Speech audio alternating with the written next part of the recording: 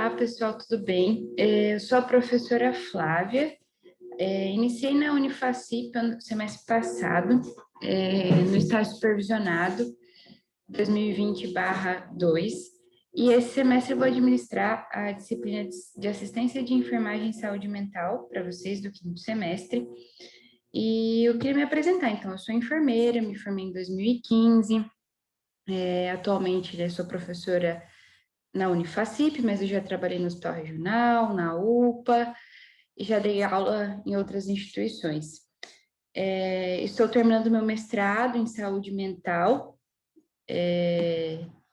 na UFMT, e eu gostaria, então, de deixar disponível os meus contatos para vocês, então, meu e-mail, então, aqui embaixo, na apresentação da aula, eu tenho meu e-mail, então, flaviadocker@gmail.com, e o meu telefone, 99649-1062, por caso vocês tenham alguma dúvida ou queiram conversar, podem entrar em contato comigo pelo e-mail ou pelo telefone ou pelo WhatsApp, tá? Fica o que ficar melhor para vocês. Eu vou disponibilizar essa aula também no SAF e material de apoio para leitura e que vocês assistam. Então, eu vou disponibilizar o documentário do Holocausto Brasileiro, muito interessante, que fala um pouco do que foi a reforma psiquiátrica, como as pessoas com transtornos mentais eram tratados antes, e tem o relato dessas pessoas que passaram por esse hospital psiquiátrico de Barbacena, em Minas Gerais. Então, para a gente iniciar, eu queria apresentar a vocês o nosso plano de ensino. Então, a disciplina tem uma carga horária de 60 horas. Eu dividi ela em módulos para a gente ficar mais fácil de entender e para as avaliações. Então, o módulo 1, a gente vai falar um pouquinho da história da psiquiatria e políticas públicas em saúde mental no mundo e no Brasil. No módulo 2, nós vamos falar sobre as psicopatologias, então os transtornos mentais do humor, transtornos de ansiedade, transtornos de personalidade. E no módulo 3, sobre a atuação do enfermeiro. Além disso, né, a gente pretende, né, que vocês desenvolvam algumas competências e habilidades durante esse semestre. Então, uma delas é conhecer os limites e nós críticos entre a atuação profissional no campo da saúde mental, então a atuação do enfermeiro, ter a capacidade de sistematizar as ações em saúde mental, através da implantação do processo de enfermagem, compreender a importância das oficinas terapêuticas e da geração de renda como uma reinserção social das pessoas com transtorno mental, desenvolver oficinas e grupos, conhecer os novos conceitos do trabalho em saúde mental, priorizar a saúde mental nos campos de promoção e prevenção e não só no tratamento, reconhecer que a saúde mental tem um novo paradigma, as dificuldades na gestão de serviços de saúde mental, entender a importância do papel do profissional de enfermagem no programa de saúde mental e desenvolver atividade junto a esta população excluída. Então, o nosso cronograma, a gente inicia hoje, dia 9/2, o semestre iniciou ontem, dia 8/2, mas a nossa primeira aula é dia 9/2, hoje, na terça-feira. Então, todas as terças-feiras, nós iremos se encontrar. Aguardo vocês, então, quem não pode estar presencialmente, mas semana que vem, no dia 23, né? Semana que vem não, na outra, porque a gente tem um feriado de carnaval, mas no dia 23, eu aguardo vocês na faculdade para que a gente se conheça pessoalmente, a gente possa trocar, conversar um pouco, conhecer como vocês são, para vocês me conhecerem, para a gente estabelecer um vínculo, tá bom? Então, a gente continua lá no dia 23, depois no dia 2/3 com o Sistema Único de Saúde, os CAPs, a divisão, e dia 9/13, resgate da estrutura da personalidade de Freud. Esse é o nosso módulo 1, e aí a gente tem, então, na semana do dia 16/3, uma atividade avaliativa que eu vou explicar para vocês, vou enviar para que vocês realizem e me entreguem. No dia 23/13, então, a gente retorna com os transtornos de personalidade, seguido pelo abuso de drogas, transtornos emocionais, e aí a gente tem a nossa primeira avaliação, que é dia 13/4, 13 de abril. avaliação, então, do módulo 1, aquele módulo que a gente falou que vai falar da história da psiquiatria e políticas públicas. No dia 20 do 4, então, a gente retorna para os transtornos delirantes. Temos, então, dia 24 do 4, a segunda chamada, que é num sábado. Dia 27 do 4 continua, então, com os transtornos, dia 4 do 5 também, dia 11 do 5. E aí, então, dia 18 do 5, a gente tem a segunda avaliação, que é do módulo 2, que são sobre as psicopatologias. Seguir, então, dia 25 do 5 com os transtornos sexuais, e aí a gente tem a segunda chamada da avaliação N2, dia 29 do 5, e dia 1º do 6, a gente inicia o módulo 3, tá? Que está relacionado com a atuação do enfermeiro. Lembrando que eu coloquei no cronograma as datas de revisões das avaliações, tá? Então, a gente realiza uma avaliação e faz a revisão dessa avaliação para que vocês tirem dúvida, confiram as notas, tá ok? Então, sempre depois da segunda chamada, a gente faz uma revisão da avaliação. Esse cronograma eu vou disponibilizar para vocês também no SAF. Então, às vezes, professora, passou muito rápido, eu esqueci a data de tal avaliação ou de tal atividade, eu vou enviar para vocês no SAF também, vou deixar disponível, ok? Então, a gente segue, então, com relacionamento interpessoal, cuidado psicossocial e projeto terapêutico singular, que vai fazer parte, então, de uma das atividades avaliativas, comunicação terapêutica e emergências psiquiátricas. E aí, a gente, então, tem a avaliação N3 do módulo 3, dia 29 do 6. A segunda chamada, dia 3 do 7, e aí, dia 6 do 7, encerramento da disciplina e revisão da avaliação, né, e o fechamento das notas. Os critérios de avaliação da nossa disciplina. A N1 será dividida entre, então, o trabalho, uma prova, o trabalho de 0 a 3 e a prova de 0 a 7. O trabalho da N1 será uma atividade em forma de fórum online, então, lá no SAF também. Naquela data exclusiva do dia 16 do 3 para atividade N1, eu vou estar disponível lá na universidade para que vocês tirem dúvidas, para que vocês consigam participar desse fórum. Então, às vezes, professora, eu não sei como responder, não sei o que a senhora está pedindo, me procure para eu tirar as dúvidas de vocês. Na N2, então, a gente também vai ter um trabalho, uma prova, serão atividades que a gente vai desenvolver durante o módulo 2, tá? Então, eu vou passando para vocês as atividades durante as aulas, e aí vocês vão me entregando para fechar os 3 pontos.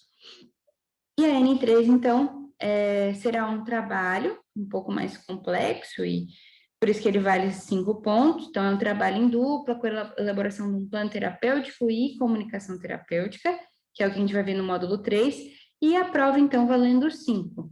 A média final de vocês tem que ter no mínimo 7 e 75% de presença. Então, serão 3 provas, né? 3 notas, 3 provas com trabalho, dividido por 3. Então, para a gente iniciar a nossa disciplina, é importante a gente definir o que é saúde mental.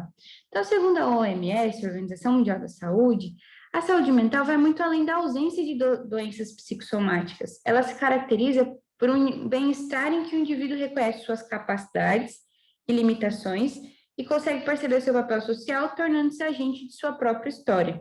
Então, não basta eu não ter uma doença psicossomática, eu tenho que estar bem. E a gente pode estar bem e encarar as situações adversas.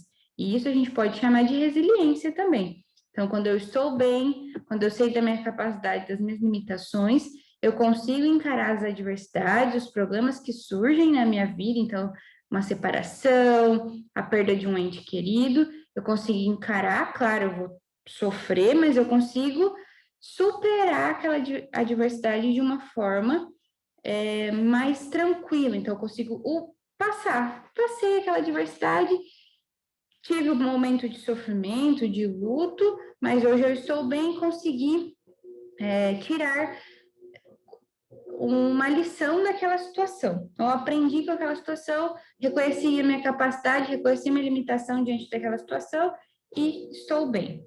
Isso é ter saúde mental. Além disso, a saúde mental, ela é financiada, então, pelo Sistema Único de Saúde, né? Ela é fornecida pelo Sistema Único de Saúde, O financiamento é tripartite, então a gente tem a União, Estado e município nas ações. As ações municipalizadas são organizadas por níveis de complexidade, então dentro do município a gente vai ter atendimento na UBS, atendimento no CAPS, né, que são os Centros de Atenção Psicossocial, e no CEM, que é o Centro de Especialidades Médicas. Então, a rede de cuidados em saúde mental, crack, álcool e outras drogas, foi pactuada em junho de 2011, como parte das discussões de implantação de um decreto, 7.508, de 28 de junho de 2011, e prevê, então, que a partir da Política Nacional de Saúde Mental, quem faz parte dessa rede? Os Centros de Atenção Psicossocial, que são os CAPs, os serviços residenciais terapêuticos, né? Então, são locais são casas, né? Então, é criado tipo um bairro, por exemplo, em São Paulo existem essas residências, ficam todas no mesmo local, onde essas pessoas, né, esses usuários que foram internados em hospitais psiquiátricos, passam a morar para, então, serem reinseridos na sociedade. Os centros de convivência e cultura, as unidades de acolhimento e os leitos de atenção integral em hospitais gerais. Essa é a rede de cuidados em saúde mental. Além disso, esses modelos que surgiram, né, citados anteriormente, vêm para substituir progressivamente o modelo hospitalocêntrico e manicomial. Mas o que é isso? Então, antes, né, antes da reforma, o tratamento do usuário com transtorno mental era voltado apenas para o modelo hospitalocêntrico, que era a internação dele. Então, foi diagnosticado com transtorno mental interno. A família podia ir lá e decidir internar. Hoje já não, precisa de uma ordem judicial ou o próprio usuário decidir que quer ser internado para receber o tratamento adequado. Então, a gente vem nessa substituição com essa rede de atenção à saúde mental. Essa rede, anteriormente, esse modelo, ele tinha características excludentes, então eles excluíam essas pessoas com transtornos mentais, oprimiam e reduziam elas, né? Então elas não tinham identidade. Quando vocês assistirem o documentário do Holocausto Brasileiro, vocês vão perceber que elas não tinham nome, perderam suas identidades, perderam a sua história. Então, tudo que eles tinham de história, de identidade, de nome, de tudo que viveram, foi perdido dentro daquele hospital, porque simplesmente eles eram oprimidos e reduzidos a pessoas que foram colocadas dentro daquele local para serem tratadas daquela forma. Então, a ideia também dessa substituição desse modelo hospitalocêntrico e manicomial visou construir, então, um sistema de assistência orientado pelos princípios fundamentais do SUS. Então, essa substituição também é baseada em princípios do SUS, que a gente já conhece, então, a universalidade, equidade e integralidade. E o que é a universalidade? É dar acesso, né, a esses usuários aos serviços de saúde em todos os níveis. Então, a gente tem na atenção básica, na atenção, né, atenção primária, secundária e terciária, tá? Então, a gente tem que fornecer o acesso a todos os níveis a essas pessoas. Além disso, ele tem como princípio a equidade. O que é a equidade? É tratar de forma tratar desigualmente o desigual. Então, atentar para as necessidades de cada indivíduo. Então, vou investigar quem sofre mais inequidades, então desigualdades, e vou fornecer tudo aquilo que ele precisa, né? Então, que é necessário para aquele indivíduo que é desigual, ser tratado, né? Ter o acesso a tudo que é necessário para a sua saúde. Então, equidade não é um princípio de igualdade. Todo mundo tem que receber igual. Não. A gente tem que pensar que alguns têm mais necessidades do que os outros. Alguns sofrem mais inequidades, mais desigualdades do que os outros.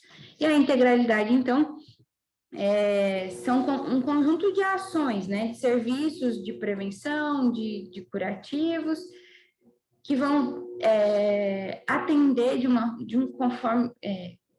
como um todo aquele indivíduo ou um coletivo nas suas necessidades individuais ou coletivas de saúde, tá bom? Isso isso, então, é um resultado de uma luta social que culminou na reforma psiquiátrica lá em 2001, que a gente vai estudar na próxima aula. E esse modelo substitui, então, o modelo de tratamento hospitalocêntrico, que no lugar desse isolamento, passou a ter, então, convívio com a família e com a comunidade, que a gente pode chamar, então, de reinserção social desses usuários.